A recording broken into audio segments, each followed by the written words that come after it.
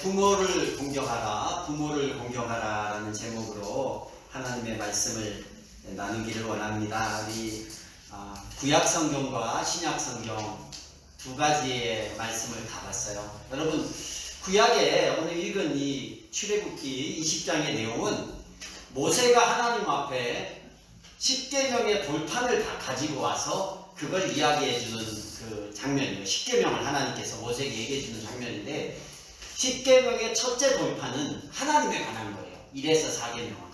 그리고 5에서 10계명 두 번째 돌판, 두 돌판인데, 두 번째 돌판의 첫 번째 하나님의 약속이 뭐냐? 내 부모를 공경하라. 학생들, 또 우리도 다 자녀잖아요. 어머님이 있고 우리 자녀들도 있고 이런데, 하나님께서 인간에 대한 이웃 사람에 관한 나 아닌 다른 사람과의 관계에 있어서 하나님께서 첫 번째 우리에게 하라고 한 약속, 계명이 뭐냐? 그게 부모님을 공경하라는 거예요. 아주 중요한 거예요. 이게 아주 중요한데, 이게 안 되면 다른 모든 것이 꼬이기 시작하는 거예요. 하나님께서 왜 이런 얘기를 했냐면, 부모가 하나님의 권위의 대행자라는 거예요. 우리 신약성경에 보면 내 이웃을 내 몸과 같이 사랑하라. 우리 이 10계명을 두 가지 요약하는데, 첫째는 하나님 사랑, 둘째는 뭐예요? 이웃 사랑이에요. 근데 다른 많은 사람을 사랑하는데 그 이웃 사랑의 첫 번째 대상이 누구냐? 부모라는 거예요. 하나님께서 천지를 만드신 창조주잖아요. 그 창조의 행위에 관해서 부모에게 위임한 게 있는데, 그것이 자녀를 태어나서 자녀를 기르는 거예요. 하나님의 창조 행위와 비슷한 일을 하는 하나님의 권위를 부모에게 주셨고, 그리고 얼마나 이것을 하나님이 강조하냐면, 부모를 공경하지 않는 자에게는 사형에 해당하는 징벌을 내려요. 무섭죠. 근데 그만큼 기독교가 부모의 공경을 중요하게 여기는 거예요. 출애굽기 우리 21장 요 뒷장에 가면 이 얘기가 계속 나오는데, 15절에 가면 이런 구절이 있어요. 부모를 치는 자는 죽일지라. 부모를 치면, 이거는 단순히 육체적으로 부모를 때리는 행위뿐만 아니라 부모를 업신여기는 거예요. 부모가 나한테 해준 게 뭐 있어? 이게 업신여기는 거예요. 부모를 치는 거예요. 태어나게 해준 것만도 감사하니 부모가 나한테 해준 게 뭐 있어? 이런 것들. 그럼 뭐 하래요? 죽이래요. 신명기 21장 18절에 21절에 보면 좀 더 우리가 많이 하는 죄악에 관해 나와요. 부모의 말을 순종하지 않거나 훈계를 듣지 않으면 돌로 쳐 죽이라. 성경에 너무 무서워. 부모 말을 순종하지 않거나, 옛날에 태어났으면 여기 있는 애들 돌에 맞을 애들 한둘이 아니야 지금. 부모의 말을 순종하지 않거나 훈계를 듣지 않으면 돌로 쳐 죽이래요. 그래서 부모를 공경하지 않는 것, 이것은 사형에 해당하는 죄로 여긴 것이 하나님이에요. 반대로 얘기하면 그만큼 부모 공경을 귀하게 여겼다라는 거예요. 중요하게 생각했다라는 거예요. 오늘 읽은 신약의 에베소서 6장 1절에 주 안에서 순종하라 그래요. 주 안에서. 우리가 그러잖아요. 예수 안 믿는 부모님도 계시잖아요. 근데 우리가 그걸 다 들어요. 어떻게 해요? 교회 가지 마라. 교회를 가야 돼요, 안 가야 돼요? 성경에 부모님 순종하라고 했는데 그럼 안 가. 그럼 어떤 일이 일어나요? 부모님께 해가 돼요. 어떤 해가 돼요? 부모님이 복음을 들을 기회를 놓쳐버릴 수 있어요. 그래서 부모님한테 순종하는 건데, 부모도 하나님의 권위 아래에 있기 때문에 하나님 안에서 순종하라는 거예요. 어떤 경우에는 하나님을 위해서 부모의 말을 거역해야 될 경우가 있다라는 거예요. 근데 그게 거역이 아니에요. 우리가 신앙적으로 잘 세워졌을 때 우리의 그 신앙을 가지고 부모님도 하나님께로 인도할 수 있는 그런 기회가 생기잖아요. 근데 부모 말 다 듣고 내가 하나님과 담을 쌓고 지내면 나도 죽고 부모님도 죽는 거예요. 그래서 크게 봤을 때 부모님 순종은 주 안에서 부모님께 순종하라는 거예요. 성경에 보면 히스기야 왕도 아버지 아하스의, 우리 열왕기하 18장 3절에 보면 아하스가 아주 나쁜 왕 중에 하나였거든요. 근데 거기 9절에 보니까 히스기야 왕이 아버지 아하스의 길로 가기를 거절하고 다윗의 길로 가기로 작정하니, 이런 구절이 있어요.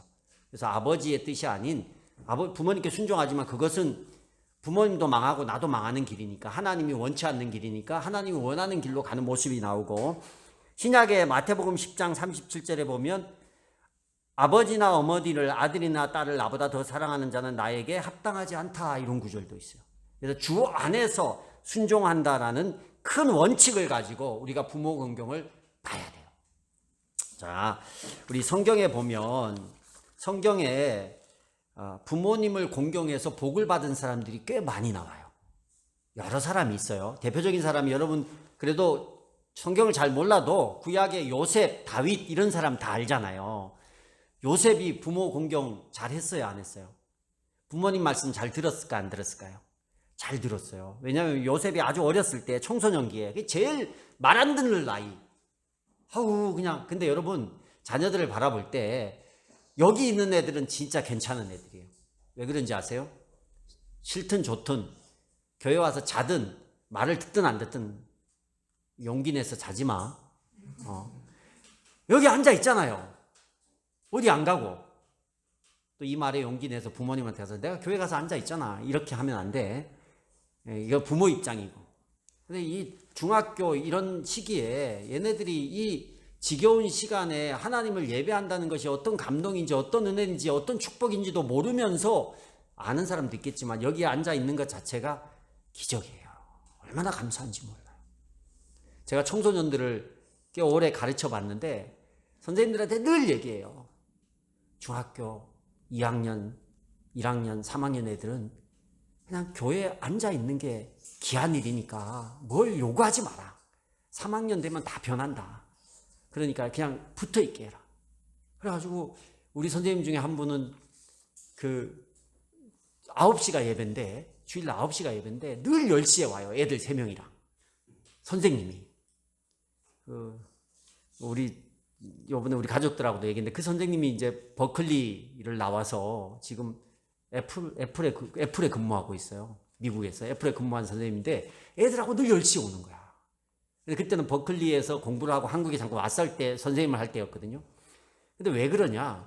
10시에 오면 뭐예요? 설교 끝나고 분반 공부하거나 간식 먹을 때거든요. 그때 애들 3명 데리고, 남자 3명.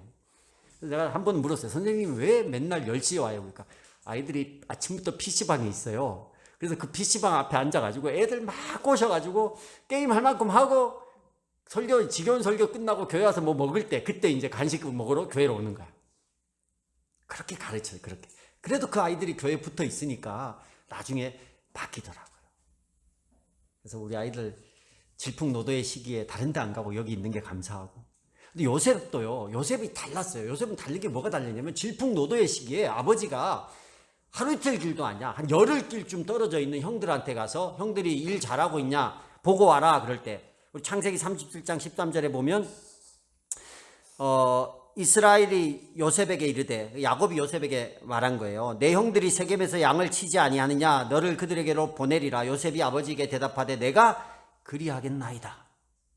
굉장히 먼 거리에 있는 형들인데, 청소년기에 아빠가 가서 형들이 양 치고 있으니까 가서 좀 보고 와. 그러니까 두 말 안 하고 네 그러겠습니다. 그러고는 짐 싸들고 형들 어떻게 지냈는지 아버지 말씀 순종하려고 가는 거예요. 갔다가 그냥 잡혀가지고 구덩이에 빠져서 팔려갔잖아요. 아버지 말 순종하다가. 근데 그렇게 듣는 거예요. 근데 그 요셉이 나중에 아주 훌륭하게 이집트의 총리로 세워지잖아요. 다윗은 어땠을까요? 다윗은 더 했어요. 다윗 우리 다 알잖아요. 구약의 멋진 다윗. 이스라엘의 2대 왕, 통일왕국 2대 왕 다윗. 하나님 마음에 합한 사람. 근데 그가 하나님 마음에 합하기 이전에 어떤 일이 있었냐면, 아버지에게, 이새에게 순종하는 모습이 있었어요.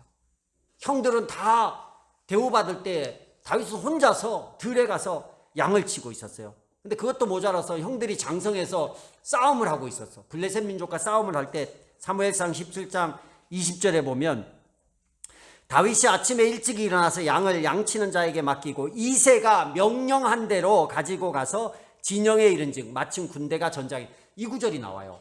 이새가 명령한 대로, 전쟁터에 형들이 있는데 자기가 평소에는 아들이 있는지 없는지 모르게 일만 시키다가 아버지가 좋아하는 형들이 군대에서 싸움을 하고 있는데 밥은 잘 먹고 있는지 걱정돼서 도시락 싸가지고 야 이거 형들한테 갖다 주고 와 명령하니까 그 전쟁터에도 다윗이 이새가 명령한 대로 아침에 일찍 일어나서 가는 거예요.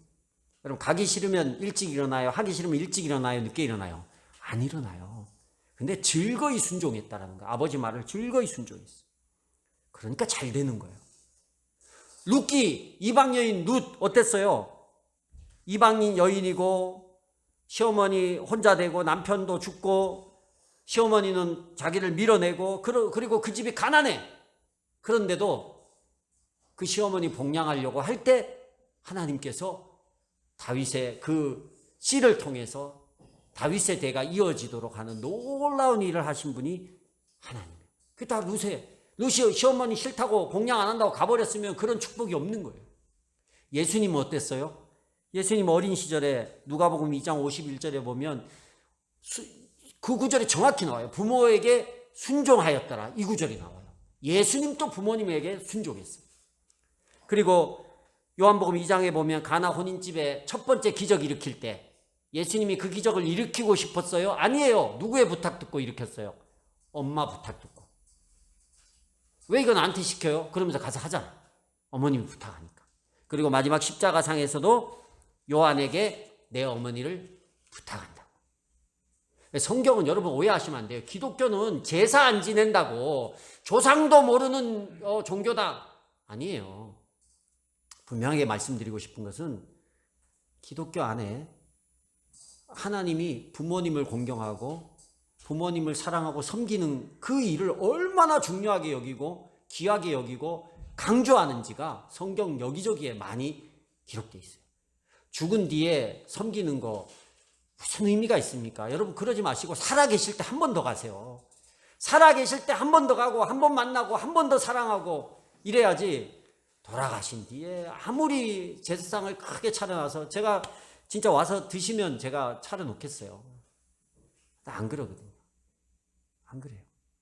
전 잘 몰랐어요. 저는 기독교만 다녀봐가지고 어려서부터. 근데 제가 아는 분이 한 분이 이제 천주교인데 이분이 그 명절 미사를 다녀와서 페이스북에 글을 올렸더라고요. 그런데 거기 보니까 처음 알았는데 제사상이 차려져 있더라고. 이렇게 여기에 제사상이 이렇게 차려져 있어요. 그래서 이 사람들이 제사를 지내는 건 알았지만 예배 중에 예배당 안에서 제사상을 차려놓는 건 전 처음 봤거든요. 그런 줄 몰라 한 번도 안 가봤어요. 깜짝 놀랐어요. 야, 왜 그러지? 그 문화가 아니잖아요. 잘못된 그 의미를 알면 귀신을 섬기겠다라는 건데, 그래서 제가 매우 놀란 부분이 있어요. 그거 아무 소용 없어요. 그냥 살아계실 때 그 배 한쪽이라도 사과 한쪽이라도 가서 직접 드리도록 해야지 돌아가신 뒤에 뭔 소용이 있어요. 기독교는요 살아있는 종교입니다. 그래서 우리는 진짜 살아있을 때 내게 주신 부모님을 공경하는 것이 하나님의 뜻이에요. 근데 어떻게 우리가 부모님을 공경하는 것이 잘 공경하는 것일까?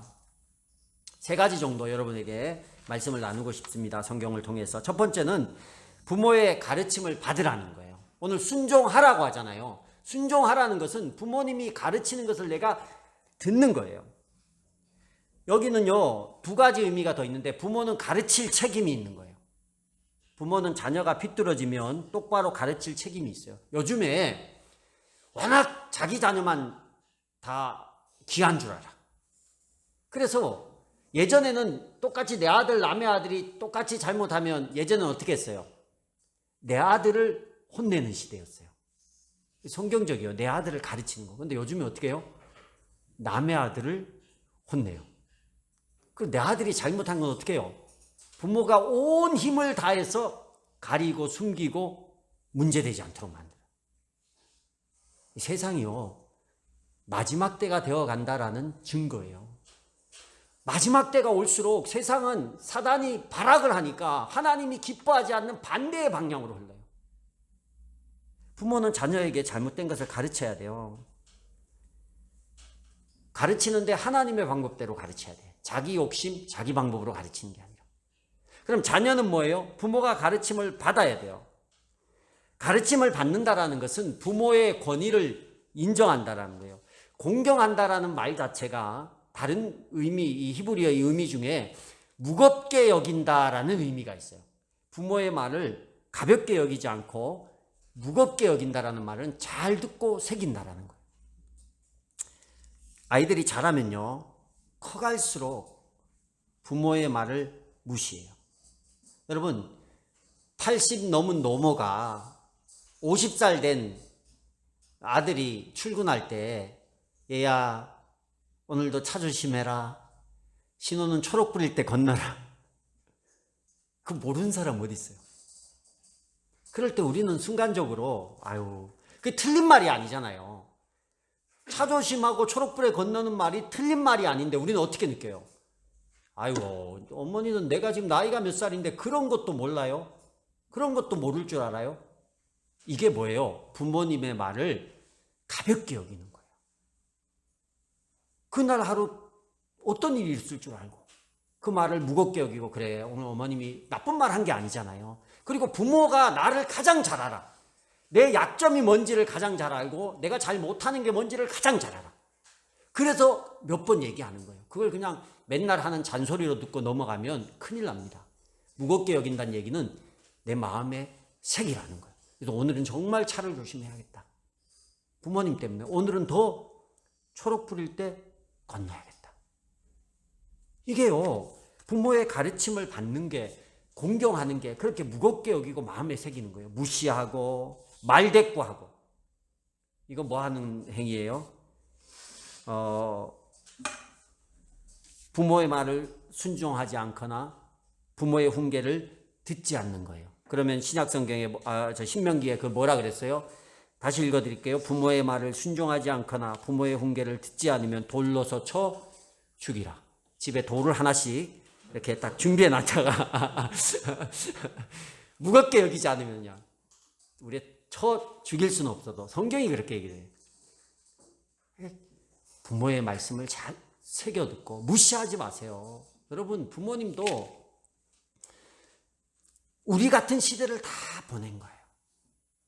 그리고 그 연세가 돼서 또 그 나이가 돼서 나름 내 가장 잘 아는 아이에게 사랑의 마음을, 가장 사랑의 마음을 담아서 그 이야기를 하는 거예요. 내가 다 아는 이야기일지라도. 근데 그 말을 내가 귀를 기울이고 잘 듣고 수긍해주고 알겠습니다 이렇게 말할 때 그게 부모님께 내 자녀가 나를 존중하는구나, 공경하는구나 라고 들어서 기쁨이 되는 거예요. 부모님께 기쁨이 되면 하나님이 부모에게 본인의 권위를 줬어.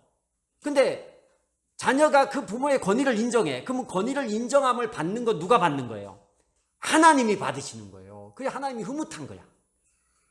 근데 부모가 좀 나이 들어서 말도 잘 알아듣지 못하고 말씀하는 것도 어눌하다고 해서 내가 부모님을 무시하고, 또 우리 아이들 얼마나 똑똑해. 요즘에 인터넷에 뭐 다 알아. 부모 잘 몰라. 엄마는 뭣도 몰라. 잘 알지도 못하면서 이렇게 무시하고 그런 이야기를 해요. 엄마도 옛날엔 다 알았어.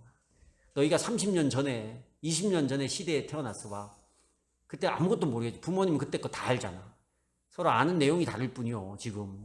그러나 삶의 지혜는 다 하나님이 주신 지혜는 있는데 그걸 무시하고 엄마가 뭘 알아 알지도 못하면서 건들지 마 이렇게 부모의 권위를 무시하면 부모가 무시당하는 것뿐만 아니라 부모에게 권위를 준 하나님이 무시를 당하고 있는 거예요. 그럼 나한테 좋을 게 하나도 없어요. 하나님이 돌을 이렇게 들고 계실지 몰라. 언제 내려올지.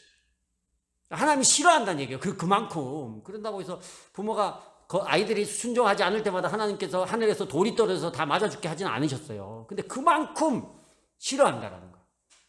그래서 우리는 부모의 가르침을, 올바른 가르침을 받을 마음의 준비를 하고 부모를 무시하거나 부모의 말씀에 설령 그 말씀이 틀렸을지라도 그 자리에서 무시하고 대꾸하는 게 아니라 지혜롭게 말할 수 있는, 부모님이 공경받지 못한다라는 느낌을 공경받는다라는 느낌이 아니라 공격받는다라는 느낌을 갖도록 해서는 안 된다는 거예요.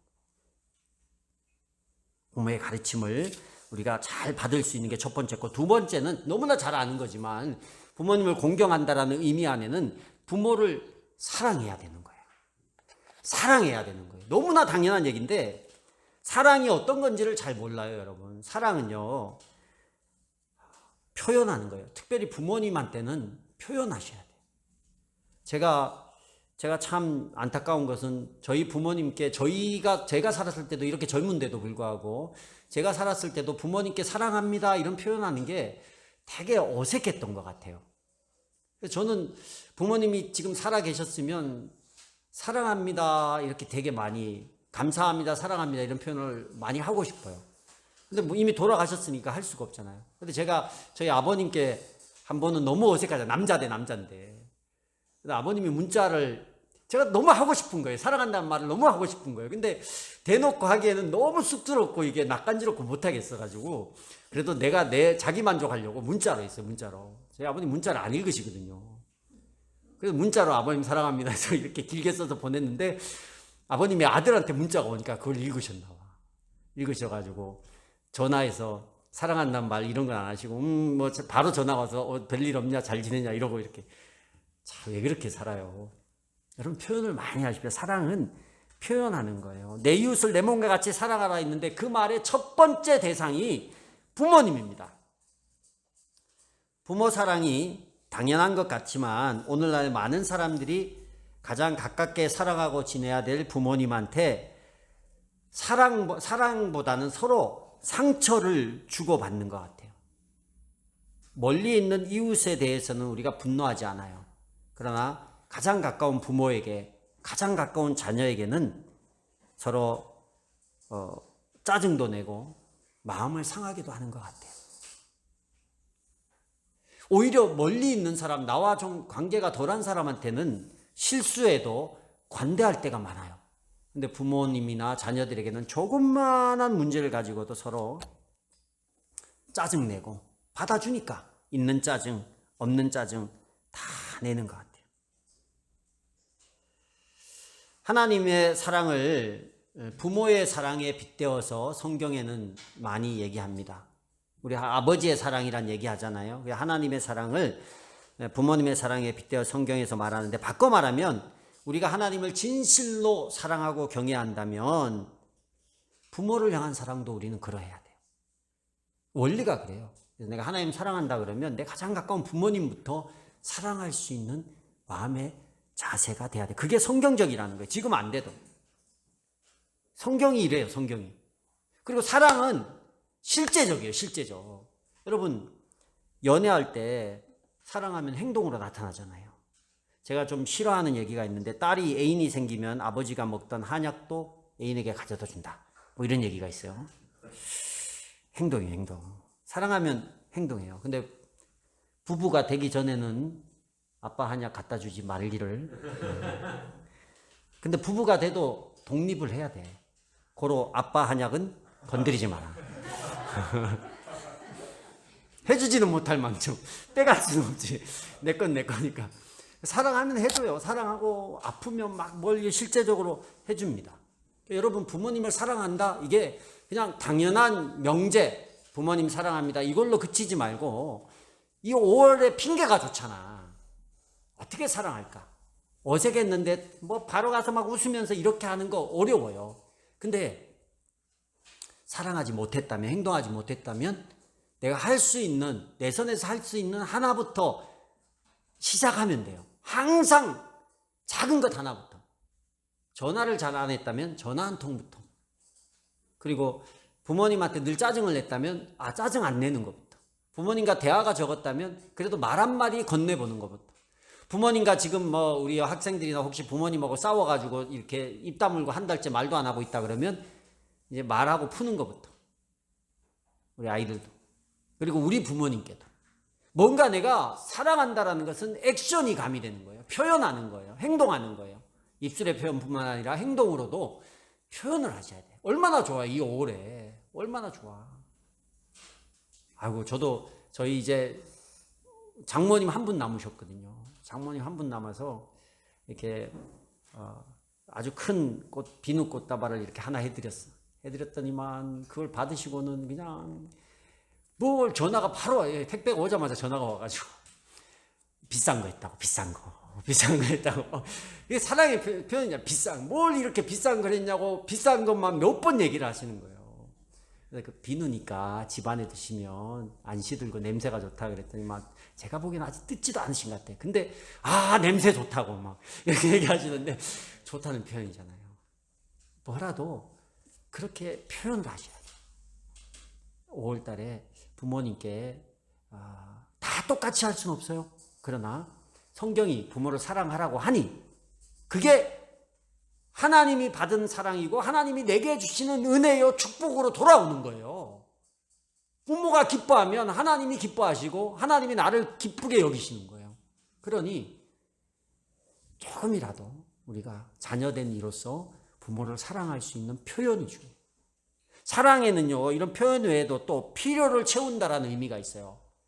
성경에 보면 부모를 복양하라고 했는데 부모를 사랑한다 안에 내가 표현하고 행동하는 것뿐만 아니라 부모의 필요를 채워줘야 돼요. 부모가 뭐가 필요할까? 세훈아, 엄마 아버지가 요즘에 뭐가 필요한 것 같아? 생각해봐. 지금 얘기하지 말고.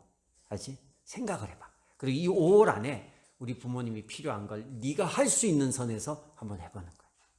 그러니까 필요를 채우기 위해서는 부모에게 관심을 가져야 돼요.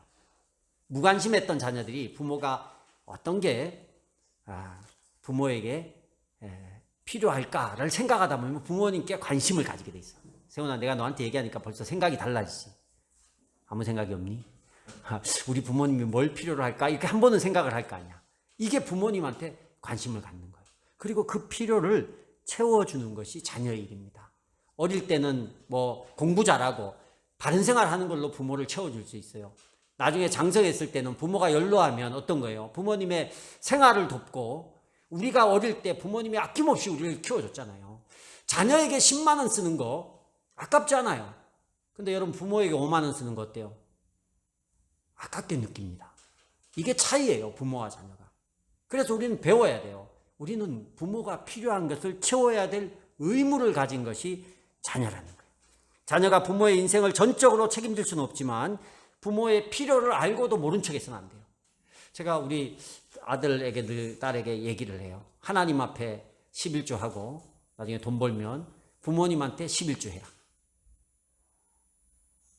해야 돼. 얘는 머릿속에 100만 원 벌면 80만 원밖에 못 쓰는데 이 생각부터 날 거야. 그러나 부모가 자녀가 잘할 때 해준 게 얼마예요? 11조만 했겠어요? 그러지 않아요.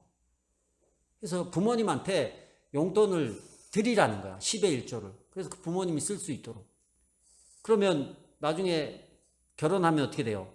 장인 장모가 생기면 좀 미안하잖아. 부모가 그렇게 다 11조씩 다 준다고 해서 여러분 받겠어요? 그거 다 모아가지고 자식한테 또 쓰고 자식들이 더 안타까워서 주지 마라 그래. 그런데 받으셔야 돼. 가르쳐야 돼요. 어버이날 부모님한테 뭐 안 하면 여러분 야단치는 게 아니라 돈을 줘서 사오라고 시켜야 돼. 저는 이번 어버이날 아침에 딱 눈을 떴는데 아들은 자고 있고 딸은 공부하고 있더라고. 그래서 내심 이것들이 지금 내가 어버이날을 그냥 넘어갈 적이 없는데 어린이날은 다 해줬는데 왜 이러고 있지? 그랬는데 약간 마음이 상할 뻔했는데 서프라이즈하게 이렇게 또 뭐 준비해가지고 이렇게 가지고 왔더라고요. 우리 딸은 뭐 어디서 표창장을 구해서 받았는데 일찍 받았는데 또 어버이날에 내놓는 센스가 그러니까 선물 안 갖고 와도 굉장히 기쁘. 자녀가 잘 되는 게 부모가 기쁘잖아요. 그래서 딱 이렇게 꽃이랑 이렇게 아들이는 꽃을 사고 이렇게 해주니까 너무 기분이 좋은 거예요. 근데 안 하면요 엎드려서라도 절을 받으셔야 돼요. 어릴 때부터 가르쳐야 돼. 가르쳐야 이 아이들이 자라서 여러분에게 합니다. 계속. 그게 습관이 되고 그렇게 해야 되는 줄 아는 거예요. 돈을 줘서라도 혹시 어버이날 다 했겠지만 우리 자녀들 부모님께 혹시 안 챙긴 자녀들이나 이런 게 있다면 5월이 가기 전에 부모님이 가르쳐서라도 그 아이들이 할 수 있도록 하시고 여러분도 그 일을 하셔야 돼요. 그래서 부모님의 필요를 채워주고 부모님을 챙겨야 된다라는 마음이 우리 가운데 있어야 돼요. 그게 사랑이. 사랑이 다른 겁니다. 말로만 사랑하는 게 아니라 삶 가운데서 그게 나와야 돼요. 그래야 부모 자녀 관계가 더 잘 세워지는 거예요. 마지막 세 번째로는 부모님께 감사하라는 거예요. 아주 아주 상식적인 것만 제가 얘기해요. 부모의 가르침을 잘 받고 순종하고 부모를 사랑하고 부모님께 감사하라. 이게요, 잘 안 돼요. 요즘에 더 안 돼요. 요즘에 아이들이 예전같이 이런 다른 사람이 어떻게 사는지를 모를 때는 그냥 우리 집이 제일이고 제일 행복한 줄 알았는데, 요즘에 아이들이 다 이렇게 인터넷이나 SNS를 통해서 다른 사람들이 어떻게 사는지를 다 봐요. 다 보다 보니까 다른 집이 어느 동네에서 어떤 집에 살고, 다른 아이들이 어떤 학원에 다니고 어떤 혜택을 누리고 이런 걸 다 알아요. 그러다 보니 부모님을 바라볼 때 아이들이 생각하는 게, 왜 다른 집 애들은 이거 다 해주는데 우리 집은 안 해줘? 이러면 감사가 나와야 안 나와요? 감사가 안 나오는 거예요. 근데 부모는 딱 하나 때문에 죽을 때까지 감사해야 돼요. 뭐냐? 하나님께서 나를 내 부모를 통해서 만들어 주신 거예요. 내 부모님이 없었다면 내가 없는 거예요. 내 부모가 없었다면 내가 없는 거라고. 내 인생은 없는 거고, 그냥 존재 자체가 없는 거잖아요. 그래서 부모라는 존재는 나를 이 세상 가운데 있게 해준 가장 귀한 존재예요. 그거 하나만으로 내가 부모님께 감사해야 돼요. 그래서 그냥 감사하다는 말을, 잘 어려우면 부모님과의 어색하면 그냥 5월달이니까 문자로 하나 보내세요. 부모님, 어머님, 아버님, 제가 나이가 들어도 괜찮아요.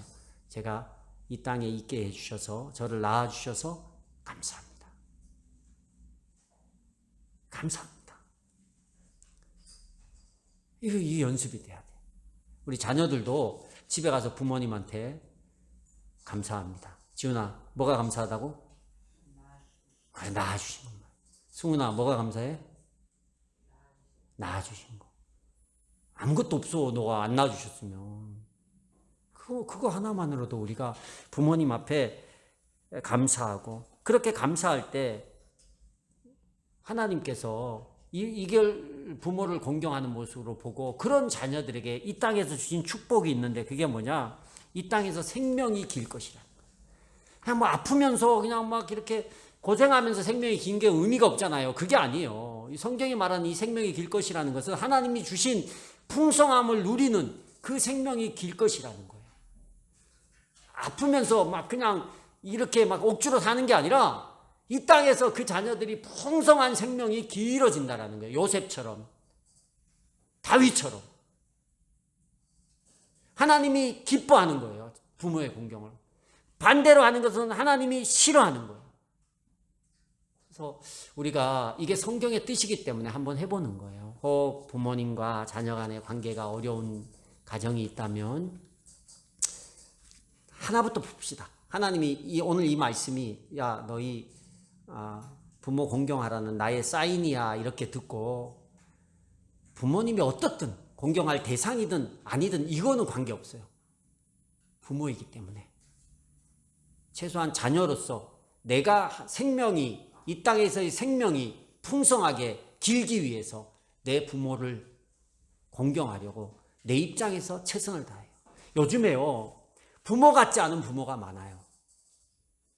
뭐 입양해서 이렇게, 입양 부모뿐만 아니라 친부모인데도 보면, 뉴스를 보면, 와, 이런 인간들이 어떻게 없어져야, 죄송합니다, 이런 인간들. 이런 사람들이 어떻게, 너무 화가 나는 그런 부모 같지 않은 부모들도 많이 있어요. 근데 그 사람은요, 하나님이 그 사람을 심판해요. 자녀이기 때문에 내가 자녀로서 그 이상의 이게 아니고, 자녀로서 할 수 있는 것들은, 내가 해야 될 일은 해야 되는 거예요. 그래야 그게 내게 복이라는 거예요. 여러분, 이 5월 가정의 달, 낳아주신 부모님. 더 넓게 보면 영적인 부모도 있어요. 믿음의 부모도 있거든요. 그래서 이 5월에 하나님이 내게 세우신 이 부모님 정말 공경해서 성경의 10계명의 이웃을 향한 첫 번째 계명이 부모 공경이에요. 그렇게 중요하게 여기십니다. 그래서 부모님을 사랑하고 부모님의 가르침을, 부모님을 무시하지 않느냐, 그 권위를 인정하고 그 가르침에 순종하고, 주 안에서 순종입니다. 그리고 부모님께 감사할 수 있는 저와 여러분들이 다 될 수 있기를, 그래서 하나님의 축복을 많이 누리는 우리 예수가족계 성도들이 될 수 있기를 주의 이름으로 축복합니다.